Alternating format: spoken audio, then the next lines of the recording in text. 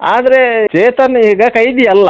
ಹಾ ಆದ್ರಿಂದಾಗಿ ಅವನನ್ನು ಆ ಕೈದಿ ಸೆಲ್ಲಲ್ಲಿ ಇಡ್ಲಿಕ್ಕೆ ಸಾಧ್ಯ ಆಗೋದಿಲ್ಲ. ಯಾಕಂದ್ರೆ ಇವ ಕೈದಿ ಅಲ್ಲ, ಈಗ ಇನ್ನೂ ಅರೆಸ್ಟೇ ಆಗಿಲ್ಲ ಒಂದು. ಇವ ಇನ್ನೂ ಅರೆಸ್ಟ್ ಆಗಿಲ್ಲ. ನಿಮ್ಗೆ ಒಳರೋಗಿ ವಿಭಾಗದಲ್ಲಿ ಜನರಲ್ ಬೆಡ್ ಅಲ್ಲೇ ಇರಿಸಬೇಕೇ ಹೊರತು. ಹೌದು, ಯಾಕಂತ ಹೇಳಿದ್ರೆ ಕ್ರಿಮಿನಲ್ ಕೇಸ್ಗಳಲ್ಲಿ ದಿ ಸ್ಟೇಟ್ ವರ್ಸಸ್ ಎಕ್ಯೂಸ್ಡ್ ಹೊರತು ಕಂಪ್ಲೇನೆಂಟ್ ವರ್ಸಸ್ ಎಕ್ಯೂಸ್ಡ್ ಅಲ್ಲ. ಅದರಿಂದಾಗಿ ಸರ್ಕಾರ ವರ್ಸಸ್ ಆರೋಪಿ. ನಮಸ್ಕಾರ ಸರ್. ನಮಸ್ತೆ. ಇಡೀ ದಕ್ಷಿಣ ಕನ್ನಡ ಜಿಲ್ಲೆ ಕರ್ನಾಟಕವನ್ನೇ ಬೆಚ್ಚಿ ಬೀಳ್ಸಿದ್ದಂದ್ರೆ ಒಂದು ಲೈವ್ ಮಾಡ್ರು ಹತ್ಯೆ ಆಗತ್ತೆ. ನಂತರ ಅಲ್ಲಿಂದ ಚೇತನ್ ಹೊರಟೋಗ್ತಾನೆ ಮಂಗಳೂರು ಕಡೆ. ನಂತರ ಪಚ್ಚನಾಡಿಯಲ್ಲಿ ಈ ವ್ಯಕ್ತಿ ಸಿಗ್ತಾನೆ. ಈಗ ಇಲಿ ಪಾಷಾಣ ತಗೊಂಡಿದ್ದಾನೆ. ಈಗ ವೆನ್ಲಾಕ್ ಆಸ್ಪತ್ರೆಯಲ್ಲಿ ಇದ್ದಾನೆ ಅನ್ನುವಂಥದ್ದು ಬಹುದೊಡ್ಡ ಸುದ್ದಿ. ಹಾಗಾದ್ರೆ ಆಸ್ಪತ್ರೆಯಲ್ಲಿ ಹೇಗಿದ್ದಾನೆ ಸರ್ ಇವನು? ಪಚ್ಚನಾಡಿಯಲ್ಲಿ ಚೇತನ್ ತನ್ನ ಕಾರು ನಿಲ್ಲಿಸಿಕೊಂಡು ಇರ್ತಾನೆ. ಅವನ ಹತ್ರ ಬೇರೆಯವರಿಗೆ ಸಂಪರ್ಕ ಮಾಡ್ಲಿಕ್ಕೆ ಮೊಬೈಲ್ ಇರಲಿಲ್ಲ. ಕಾರಣ ಏನು ಸರ್? ಮೊಬೈಲ್ ಎಲ್ಲಿತ್ತಲ್ಲ? ಮೊಬೈಲ್ ಅಲ್ಲಿ ಬಿಸಿ ರೋಡಲ್ಲಿ ಕೆಳಗೆ ಬಿದ್ದಿತ್ತಲ್ಲ, ಬಸ್ ಸ್ಟ್ಯಾಂಡ್ ಅಲ್ಲಿ. ಬಸ್ ಸ್ಟ್ಯಾಂಡ್ ಅಲ್ಲಿ ಬಿದ್ದಿತ್ತು ಅವನ ಮೊಬೈಲು. ಆಧಾರ್ ಕಾರ್ಡು, ಮೊಬೈಲು ಎಲ್ಲ ಎಲ್ಲ ಅಲ್ಲೇ ಬಿದ್ದಿತ್ತು. Bag. ಆದ್ರೆ ಅವರ ಹತ್ರ ಬ್ಯಾಗು ಎಲ್ಲ ಅಲ್ಲೇ ಬಿದ್ದಿತ್ತು. ಕತ್ತಿ ಸಹ ಅಲ್ಲೇ ಬಿಸಾಡಿದ್ದ. ಅಲ್ಲಿಂದ ಅವನು ಕಾರಲ್ಲಿ ಸೀದಾ ಮಂಗಳೂರಿಗೆ ಬಂದು ಪಚ್ಚನಾಡಿಯಲ್ಲಿದ್ದ. ಬೆಳಿಗ್ಗೆ ಒಂದು 7 ಗಂಟೆ ಹೊತ್ತಿಗೆ ಅಲ್ಲಿ ನಡ್ಕೊಂಡು ಹೋಗ್ತಿದ್ದ ಯುವಕನ ಹತ್ರ ಅವನು ಮೊಬೈಲ್ ಕೇಳ್ತಾನೆ, ಫೋನ್ ಮಾಡ್ಲಿಕ್ಕೆ ಉಂಟು ಅಂತ ಹೇಳಿ. ಹಾಗೆ ಅವನು ಮೊಬೈಲ್ ಕೊಡ್ತಾನೆ. ಇವನ್ ತನ್ನ ತಂದೆಯ ನಂಬರ್ ನೆನಪಿತ್ತು, ಅದ್ರ ಇದಕ್ಕೆ ತಂದೆಗೆ ಫೋನ್ ಮಾಡ್ತಾನೆ, ಅವರಿಗೆ ಪುರುಷೋತ್ತಮ ಗೌಡ್ರಿಗೆ. ಆ ಸಂದರ್ಭದಲ್ಲಿ ಪುರುಷೋತ್ತಮ ಗೌಡ್ರ ಮನೆಯಲ್ಲಿ ಪೊಲೀಸರು ವೇಟ್ ಮಾಡ್ತಾ ಇದ್ರು, ಇಲ್ಲಿಂದ ಓಡಿ ಹೋದಂತಹ ಚೇತನ್ ಮನೆಗೆ ಬರ್ಬೋದು ಅಂತ ಹೇಳಿ. ಆಗ ಪುರುಷೋತ್ತಮ ಗೌಡ್ರು ಫೋನನ್ನು ಪೊಲೀಸರ ಕೈಗೆ ಕೊಡ್ತಾರೆ. ಪೊಲೀಸರು ಕೇಳ್ತಾರೆ ಅವ್ರು, ನೀನು ಎಲ್ಲಿದ್ದೆ ಅಂತ ಹೇಳಿ. ಪಚ್ಚನಾಡಲ್ಲಿದ್ದೇನೆ ಅಂತ ಹೇಳ್ತಾನೆ ಅವನು. ಮತ್ತೆ ಕಟ್ ಮಾಡ್ತಾನೆ. ವಾಯ್ಸ್ ಚೇಂಜ್ ಆಯ್ತಲ್ಲ, ತಂದೆದು ವಾಯ್ಸು ಮತ್ತು ಬೇರೆ ವಾಯ್ಸ್ ಬಂತಲ್ಲ, ಅದಕ್ಕೆ ಕಟ್ ಮಾಡ್ತಾರೆ. ಕಟ್ ಮಾಡಿದ ಕೂಡಲೇ ಪೊಲೀಸರು ಏನು ಮಾಡ್ತಾರೆ, ಇಮಿಡಿಯೇಟ್ ಯಾವ ನಂಬರಿಂದ ಕಾಲ್ ಬಂದಿತ್ತೋ ಪುರುಷೋತ್ತಮ ಗೌಡರ ಮೊಬೈಲಿಗೆ, ಆ ನಂಬರಿಗೆ ಕಾಲ್ ಮಾಡ್ತಾರೆ. ಕಾಲ್ ಮಾಡಿದಾಗ ಅವ ಹೇಳ್ತಾನೆ, ಇದು ನನ್ನ ಪಚ್ಚನಾಡಿ ಅವನು, ಹುಡುಗ ಫೋನ್ ತಗೊಂಡ ಅಂತ ಹೇಳಿ. ಆಗ ಪೊಲೀಸರು ಅವನಿಗೆ ಹೇಳೋದು, ಅವನು ಬಿಸಿ ರೋಡಲ್ಲಿ ಮರ್ಡರ್ ಮಾಡಿ ಬಂದವನು, ಅವನನ್ನು ಆಚೆಚೆ ಹೋಗ್ಲಿಕ್ಕೆ ಬಿಡಬೇಡಿ, ಅಲ್ಲಿ ನಿಲ್ಲಿಸಿ, ನಾವು ಇಮಿಡಿಯೇಟ್ ಪೊಲೀಸರು ಕಳಿಸ್ತೇವೆ ಅಂತ ಹೇಳಿ. ಹಾಗೆ ಈ ಪೊಲೀಸರು ಬಂಟ್ವಾಳ ಸ್ಟೇಷನಿಗೂ ಹೇಳ್ತಾರೆ, ಮತ್ತೆ ಮಂಗಳೂರಿನ CCB ಪೊಲೀಸರಿಗೆ ಹೇಳ್ತಾರೆ. ಹಾಗೆ CCB ಪೊಲೀಸರು ಪಚ್ಚನಾಡಿಗೆ ಹೋಗ್ತಾರೆ. ಬಂಟ್ವಾಳದಿಂದಲೂ ಪೊಲೀಸರು ಬರ್ತಾರೆ. ಇವನನ್ನು ಬಂಟ್ವಾಳ ಪೊಲೀಸರು ವಾಹನದಲ್ಲಿ ಕೂರಿಸಿಕೊಂಡು ನೇರವಾಗಿ ಬಂಟ್ವಾಳಕ್ಕೆ ಕರ್ಕೊಂಡು ಹೋಗ್ತಾರೆ. ಬಂಟ್ವಾಳಕ್ಕೆ ಕರ್ಕೊಂಡು ಹೋಗ ಅವ ಹೇಳ್ತಾನೆ, ನಾನು ಇಲಿ ಭಾಷಣ ಸೇವಿಸಿದ್ದೇನೆ ಅಂತ ಹೇಳಿ. ಅದನ್ನು ಅವನ ತಂದೆ ಹತ್ರವೂ ಹೇಳಿದ್ದಾನೆ, ಇನ್ನೊಂದು 2 ಗಂಟೆ ನಾನು ಬದುಕಿರ್ತೇನೆ ಅಂತ ಹೇಳಿ. ಆಯ್ತಾ, ಬಂಟ್ವಾಳ ಹಾಸ್ಪಿಟ್ಲಿಗೆ ಕೊಂಡೋದಾಗ ಡಾಕ್ಟ್ರು ಹೇಳ್ತಾರೆ, ಇವನಿಗೆ ಹೆಚ್ಚಿನ ಟ್ರೀಟ್ಮೆಂಟ್ ಅಗತ್ಯ ಇದೆ, ನೀವು ಮಂಗಳೂರಿಗೆ ಕೊಂಡೋಗಿ ಅಂತ ಹೇಳಿ. ಆದ್ರಿಂದಾಗೆ ಇಮಿಡಿಯೇಟ್ ಅವರನ್ನು ಮಂಗಳೂರಿನ ವೆನ್ಲಾಕ್ ಆಸ್ಪತ್ರೆಗೆ ತಂದು ಅಡ್ಮಿಟ್ ಮಾಡ್ತಾರೆ. ಈಗ ಮಂಗಳೂರು ವೆನ್ಲಾಕ್ ಹಾಸ್ಪಿಟಲ್ ಅಂಡರ್ ಟ್ರೀಟ್ಮೆಂಟಲ್ಲಿ ಇದ್ದಾನೆ ಅವನು. ಸರ್, ಈಗ ಒಂದು ಬಂತು ಅಂತ ಹೇಳಿದ್ರೆ ಪಚ್ಚನಾಡಿಯಲ್ಲಿ ಏನು ಇವನು ಫೋನ್ ಇವನಾಗೇ ಮಾಡ್ತಾನೆ ಅಂದ್ರೆ ಏನು ಅವನೇನು ಓಡಿ ಹೋಗ್ಬೇಕು ಅನ್ನೋದು ಇರುವುದಿಲ್ಲ ಅಲ್ಲಿ. ಹಾಗಾದ್ರೆ ಆರೋಪಿಗೆ ಇಲ್ಲ, ತಾನೇ ಫೋನ್ ಮಾಡ್ತಾನೆ, ತಂದೆಗೆ ಫೋನ್ ಮಾಡ್ತಾನೆ, ನಾನು ಏನು ಮಾಡಬೇಕು ಅಂತ ಹೇಳಿ. ಈಗ ಆಗಿದೆ, ನಾನೇನು ಮಾಡ್ಬೇಕಂತ ಹೇಳ್ತಾರೆ. ಆಗ ತಂದೆ ಹೇಳ್ತಾರೆ, ನೀವು ಪೊಲೀಸರಿಗೆ ಸರೆಂಡರ್ ಆಗು ಅಂತ ಹೇಳ್ತಾರೆ. ಪೊಲೀಸರಿಗೆ ಫೋನ್ ಕೊಡ್ತಾರೆ. ಸರ್, ಇದಾದ ಮೇಲೆ ಈಗ ವೆನ್ಲಾಕ್ ಆಸ್ಪತ್ರೆ ಅಂತ ಬಂದ ಕೂಡಲೇನೆ ವೆನ್ಲಾಕ್ ಆಸ್ಪತ್ರೆಯಲ್ಲಿ ಸುಮಾರು ಜೈಲಿನ ಕೈದಿಗಳನ್ನು ತಂದಿಡ್ತಾರೆ ಕೈದಿ ಸೆಲ್ ಅಲ್ಲಿ. ಈಗ ಇವನ್ನ ಕೈದಿ ಸೆಲ್ ಅಲ್ಲಿ ಇಟ್ಟಿರ್ತಾರ ಅಥವಾ ಹೊರಗೆ ಇಟ್ಟಿರ್ತಾರ? ಯಾವ ರೀತಿ ಸರ್ ಇದು ವೆನ್ಲಾಕ್ ಆಸ್ಪತ್ರೆ ಈ ಕೈದಿಗಳನ್ನ ಅಡ್ಮಿಟ್ ಮಾಡಿದಾಗ? ನೋಡಿ, ವೆನ್ಲಾಕ್ ಆಸ್ಪತ್ರೆಯಲ್ಲಿ ಕೈದಿ ಸೆಲ್ ಅಂತ ಇದೆ, ಅದು ಒಳರೋಗಿ ವಿಭಾಗದ ಒಳಗೆ ಇದೆ. ಅಲ್ಲಿ 4 ಮಂದಿ ಕೈದಿಗಳನ್ನು ಇಟ್ಟುಕೊಳ್ಳಿಕ್ಕೆ ಅವಕಾಶಗಳಿದೆ. 4 ಮಂದಿ ಕೈದಿಗಳನ್ನು ಇಟ್ಟುಕೊಳ್ಳಿಕ್ಕೂ ಅವಕಾಶ ಇದೆ, ಇಲ್ಲ ಅಂತ ಏನಿಲ್ಲ.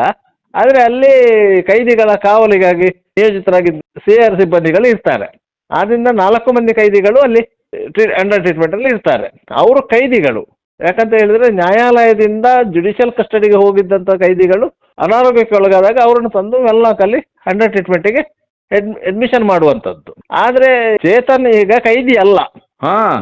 ಆದ್ರಿಂದಾಗಿ ಅವನನ್ನು ಆ ಕೈದಿ ಸೆಲ್ಲಲ್ಲಿ ಇಡ್ಲಿಕ್ಕೆ ಸಾಧ್ಯ ಆಗೋದಿಲ್ಲ. ನಿಮಗೆ ಒಳರೋಗಿ ವಿಭಾಗದಲ್ಲಿ ಜನರಲ್ ಬೆಡ್ ಅಲ್ಲೇ ಇರಿಸಬೇಕೇ ಹೊರತು ಅವರನ್ನು ಕೈದಿ ಸೆಲ್ಲಲ್ಲಿ ಇರಿಸಲಿಕ್ಕೆ ಸಾಧ್ಯ ಆಗೋದಿಲ್ಲ. ಆದರೆ ಅವನ ಕಂಡೀಷನ್ ಸ್ವಲ್ಪ ಸೀರಿಯಸ್ ಇರುವುದರಿಂದ ಆತನನ್ನು ವೆನ್ಲಾಕ್ ಆಸ್ಪತ್ರೆಯ ಆಯುಷ್ ಬ್ಲಾಕ್ ಅಂತ ಇದೆ, ವೆನ್ಲಾಕ್ ಆಸ್ಪತ್ರೆ ಹಿಂಬದಿಯಲ್ಲಿ ಹೊಸದಾಗಿ ನಿರ್ಮಾಣ ಆಗಿದ್ದು, ಆ ಬ್ಲಾಕ್ನಲ್ಲಿ ಅವನನ್ನು ಅಡ್ಮಿಷನ್ ಮಾಡಿಕೊಂಡು ಟ್ರೀಟ್ಮೆಂಟ್ ಮಾಡ್ತಾ ಇದ್ದಾರೆ. ಅಲ್ಲಿ ಅವನಿಗೆ ಪೊಲೀಸರು ಕಾವಲುಗಾಯ್ತಿದ್ದಾರೆ. 4 ಮಂದಿ ಪೊಲೀಸರು ಇದ್ದಾರೆ, 2 ಹಗಲಲ್ಲಿ, 4 ಮಂದಿ, 2 ರಾತ್ರಿ. 24 hours ಅವರನ್ನು ಕಾಯಲೇಬೇಕು ಪೊಲೀಸರು. ಜೈಲಿನಿಂದ ಬಂದಂತ ಕೈದಿಗಳಲ್ಲಿ ಅಡ್ಮಿಟ್ ಆಗ್ತಾರೆ, ಅಲ್ಲೇ ಆಗುದಿಲ್ಲ ಇವನು ಅಡ್ಮಿಷನ್ ಮಾಡ್ಲಿಕ್ಕೆ ಆಗೋದಿಲ್ಲ. ಯಾಕಂದ್ರೆ ಇವ ಕೈದಿ ಅಲ್ಲ, ಈಗ ಇನ್ನೂ ಅರೆಸ್ಟೇ ಆಗಿಲ್ಲ ಒಂದು. ಇವ ಇನ್ನೂ ಅರೆಸ್ಟ್ ಆಗಿಲ್ಲ. ಈಗ ಪೊಲೀಸರು ಅರೆಸ್ಟ್ ಮಾಡಿ ಕೋರ್ಟಿಗೆ ಪ್ರೊಡ್ಯೂಸ್ ಮಾಡಿ ಕೋರ್ಟ್ ಜುಡಿಷಿಯಲ್ ಕಸ್ಟಡಿಗೆ ಕಳಿಸಿದ್ರೆ ಅವ ಕೈದಿ, ಆಗ ಅರೆಸ್ಟ್ ಅಂತ ಹೇಳಿ ನ್ಯಾಯಾಂಗ ಅದು- ಬಂಧನ. ಅದು ನ್ಯಾಯಾಂಗ ಬಂಧನ. ಆಗ ಅವ ಜೈಲಿಗೆ ಹೋದ ಮೇಲೆ ಜೈಲಿನಿಂದ ವೆಲ್ಲಾಕ್ ಆಸ್ಪತ್ರೆಗೆ ಶಿಫ್ಟ್ ಮಾಡಿದ್ರೆ ಆಗ ಆ ಕೈದಿ ಸೆಲ್ಲಲ್ಲಿ ಇರಿಸುವಂತದ್ದು. ಈಗ ಆ ಪ್ರಕ್ರಿಯೆ ಯಾವುದು ಆಗಿಲ್ಲ. ಕೇವಲ ಈತ ಒಬ್ಬ ವಿಷಪ್ರಾಶನ ಮಾಡಿಕೊಂಡಂತಹ ಒಬ್ಬ ರೋಗಿ. ಈಗ ಅದಾದ ಮೇಲೆ ಈಗ ಸರ್ ನಿಮ್ಗೂ ಸುಮಾರು ಮಾಹಿತಿಗಳು ಇರ್ತಾವೆ. ಏನ್ ಅವ್ರ ಮನೆಯವ್ರನ್ನ ಏನಾದ್ರು ಭೇಟಿ ಆಗ್ಲಿಕ್ಕೆ ಬಂದಿದ್ರಂತ ಅವನನ್ನ ಆಸ್ಪತ್ರೆಗೆ, ಏನಾದ್ರು ಸುದ್ದಿ ಗೊತ್ತಾ ಸರ್ ನಿಮ್ಗೆ? ಇಲ್ಲ, ಮನೆಯವರು ಯಾರು ಅವರನ್ನು ಭೇಟಿಯಾಗಲಿಕ್ಕೆ ಬಂದಂತಹ ಮಾಹಿತಿಗಳು ಇಲ್ಲ. ಭೇಟಿಯಾಗಲಿಕ್ಕೆ ಅವಕಾಶವನ್ನು ಕೊಡುವುದಿಲ್ಲ ಸಾಮಾನ್ಯವಾಗಿ. ಯಾಕಂತ ಹೇಳಿದ್ರೆ ಆತನ ಜೀವ ರಕ್ಷಣೆ ಇಲ್ಲಿ ಮುಖ್ಯ. ಆತನಿಗೆ ಅಂಡರ್ ಟ್ರೀಟ್ಮೆಂಟ್ ಇರುವುದರಿಂದ ಯಾವುದೇ ಇನ್ಫೆಕ್ಷನ್ಗಳು ಆಗಬಾರ್ದು. ಆದ್ರಿಂದಾಗಿ ಯಾರನ್ನು ಹತ್ತಿರಕ್ಕೆ ಸೇರಿಸಲಿಕ್ಕೆ ಪೊಲೀಸರು ಅವಕಾಶ ಕೊಡುವುದಿಲ್ಲ. ಯಾಕಂದ್ರೆ ಡಾಕ್ಟರ್ ಇನ್ಸ್ಟ್ರಕ್ಷನ್ಸ್ ಇರ್ತದೆ ಯಾರು ಹತ್ತಿರ ಬರಬಾರ್ದು ಅಂತ ಹೇಳಿ. ಆದ್ರಿಂದಾಗಿ ಮನೆಯವರು ಬಂದಿದ್ರು ಸಹ ಅವರನ್ನು ಮಾತಾಡಲಿಕ್ಕೆ ಬಿಡಲ್ಲ. ಮತ್ತೆ ಮೋಸ್ಟ್ಲಿ ಮನೆಯವರು ಬಂದಿರ್ಲಿಕ್ಕಿಲ್ಲ ಅಂತ ಕಾಣ್ತದೆ. ಯಾವುದೇ ರೀತಿ ಯಾರನ್ನು ಭೇಟಿ ಆಗ್ಲಿಕ್ಕೆ ಕೊಡೋದಿಲ್ಲ ಈಗ ಪೊಲೀಸರು. ಪೊಲೀಸರು ಭೇಟಿ ಆಗಲಿಕ್ಕೆ ಅವಕಾಶ ಕೊಡುವುದಿಲ್ಲ. ಯಾಕಂತ ಹೇಳಿದ್ರೆ ಆತ ಪೊಲೀಸ್ ಕಣ್ಗಾವಲಲ್ಲಿರುವಂಥ ಒಬ್ಬ ಗಂಭೀರ ಪ್ರಕರಣದ ಆರೋಪಿ. ಇದರಿಂದಾಗಿ ಪೊಲೀಸರು ಬೇರೆಯವರನ್ನು ಅವನನ್ನು ಮೀಟ್ ಮಾಡಲಿಕ್ಕೆ ಬಿಡಲ್ಲ. ಸೊ ಇದಾದ ಮೇಲೆ ಈಗ ಇವನು ವಿಷ ತಗೊಂಡಿದ್ದಾನೆ, ಇವನ ಕಂಡೀಷನ್ ಏನಿರ್ಬೋದು ಅಂತೀರಾ ನಿಮ್ಮ ಪ್ರಕಾರ? ಬಹುಶಃ ಇಲಿಪಾಶನ ತಗೊಂಡಿರ್ಬೇಕು. Very dangerous poison. ನಿಮಗೆ ಆ ಪಾಯ್ಸನ್ ತಗೊಂಡ್ರೆ ನೀವು ಆಗ ನೀರು ಕುಡಿಲಿಕ್ಕೆ ನೀರನ್ನು ಕುಡಿತಾ ಇರಬೇಕು. ಇಲ್ಲದ್ರೆ ಅಷ್ಟು ಹೊಟ್ಟೆ ಒಳಗೆ ತಳಮಳ ಆರಂಭವಾಗುತ್ತೆ. ಆ ಪಾಯ್ಸನ್ ಏನು ಮಾಡ್ತದೆ ಅಂತ ಹೇಳಿದರೆ ನಿಧಾನವಾಗಿ ನಿಮ್ಮನ್ನು ಕೊಲ್ತಾ ಹೋಗ್ತದೆ. ಒಂದೊಂದೇ ಅಂಗಾಂಗ ಏನು ನಾವು ಅಂಗಾಂಗ ಇದೆಯಲ್ಲ ವೈಫಲ್ಯ, ಅಂದ್ರೆ ಒಂದೊಂದೇ ಅಂಗವನ್ನು ಕೊಲ್ತಾ ಹೋಗ್ತದೆ. ಕೊನೆಗೆ ಕಿಡ್ನಿಯನ್ನು ಕೊಲ್ತದೆ. ಯಾಕಂತ ಹೇಳಿದ್ರೆ ಒಂದು ಪ್ರಕರಣದಲ್ಲಿ ಪುತ್ತೂರು ಗ್ರಾಮಾಂತರ ಠಾಣೆಯ ವ್ಯಾಪ್ತಿಯ ಒಂದು ಪ್ರಕರಣದಲ್ಲಿ ಒಂದು ಹೆಣ್ಮಗಳು ತಗೊಂಡು 27 ದಿವಸ ಮಂಗಳೂರಿನ ಖಾಸಗಿ ಆಸ್ಪತ್ರೆಯಲ್ಲಿ ಅಡ್ಮಿಟ್ ಆಗಿದ್ಲು. ಇಲಿಪಾಷಾಣ ತಗೊಂಡು 27 ದಿವಸ. ತದನಂತರ ಡೆತ್ ಆದ್ಲು.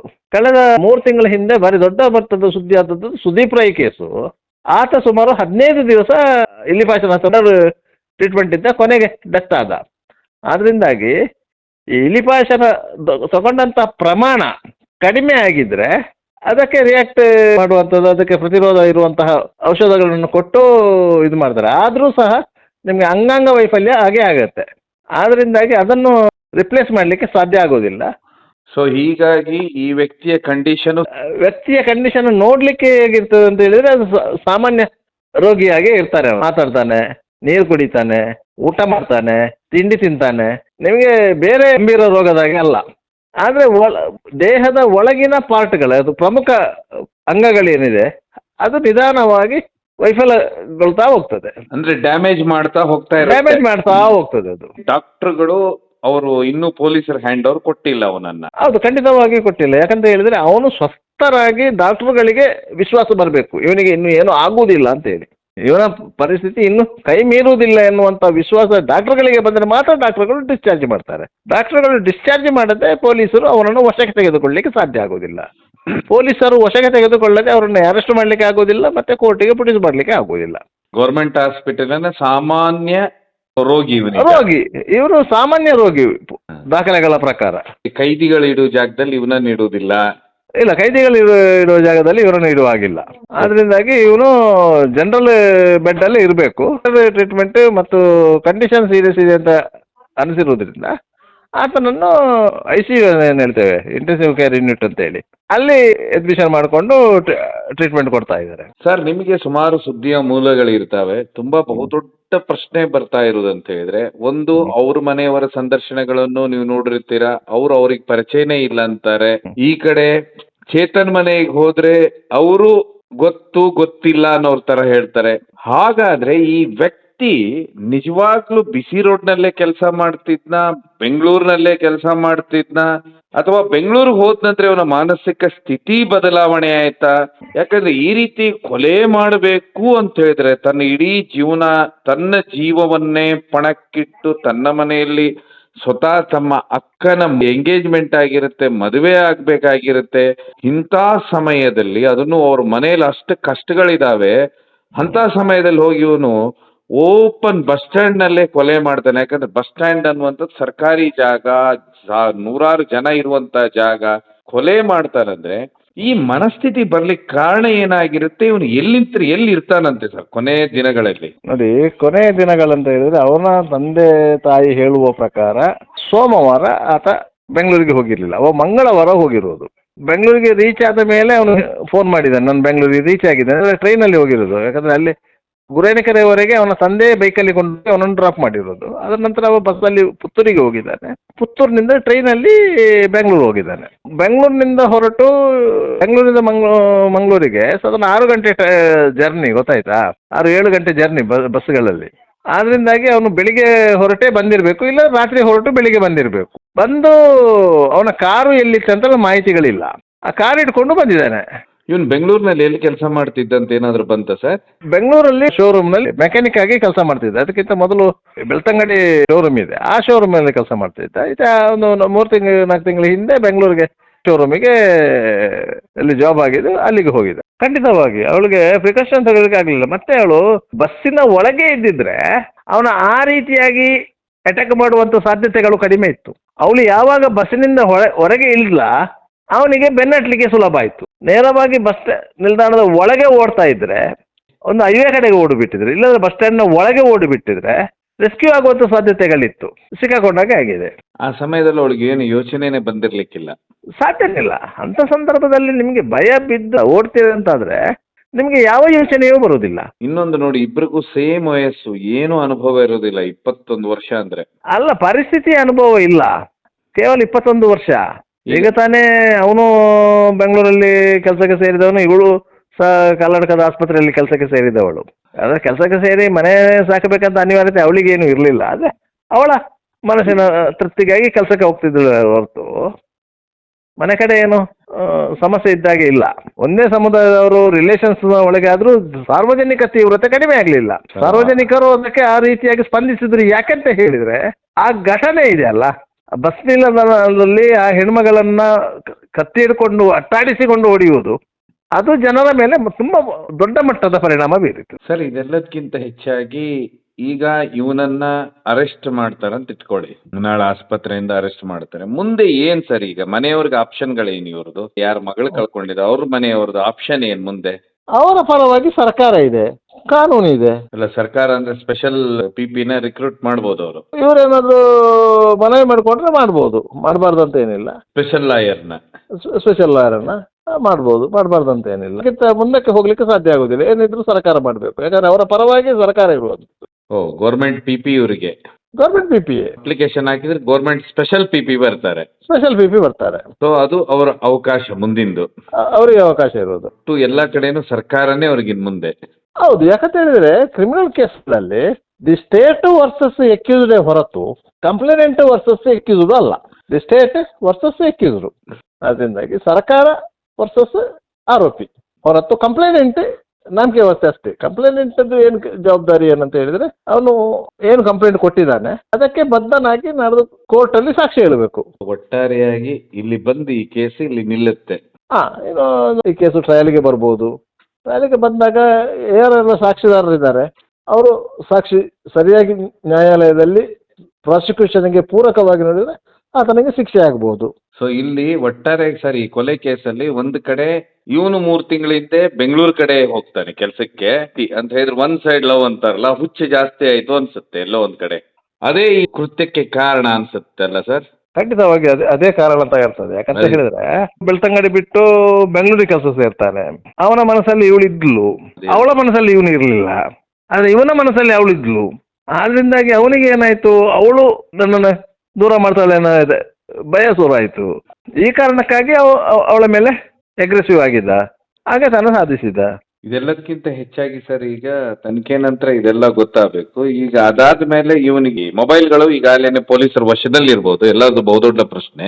ಅದು ಈಗ ಲಾವಣ್ಯಳ ಮೊಬೈಲು ಪೊಲೀಸರ ವಶದಲ್ಲಿದೆ, ಇವರ ಮೊಬೈಲು ಪೊಲೀಸರ ವಶದಲ್ಲಿದೆ. ಅವರು ಎರಡೂ ಮೊಬೈಲ್ಗಳನ್ನು ಅವರು FSL ಗೆ ಕಳಿಸ್ತಾರೆ. ಅದರಲ್ಲಿರುವ ಮೆಸೇಜ್ಗಳನ್ನ ಡೌನ್ಲೋಡ್ ಮಾಡ್ಕೊತಾರೆ, ಪ್ರಿಂಟರ್ ತಗೊಳ್ತಾರೆ.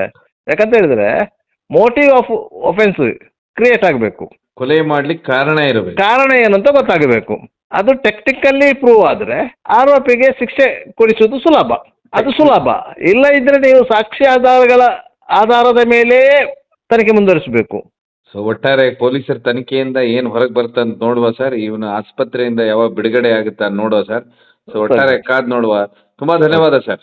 Thank you.